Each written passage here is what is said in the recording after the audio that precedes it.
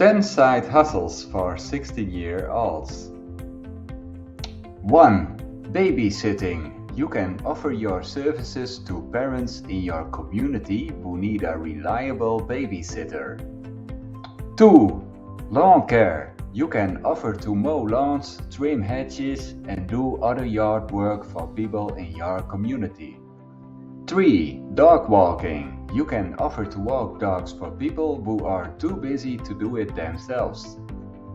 4. House cleaning. You can offer to clean houses for people in your community. 5. Pet sitting. You can offer to take care of pets while their owners are away. 6. Tutoring. If you excel in a particular subject, you can offer tutoring services to other students. 7. Car washing. You can offer to wash cars for people in your community.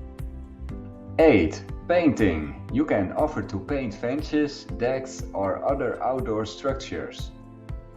9. Snow removal. If you live in an area with snowy winters, you can offer to shovel driveways and walkways. 10. Personal shopping. You can offer to do shopping for people who are unable to leave their home or don't have the time to do it themselves. For more side hustles, watch the next video.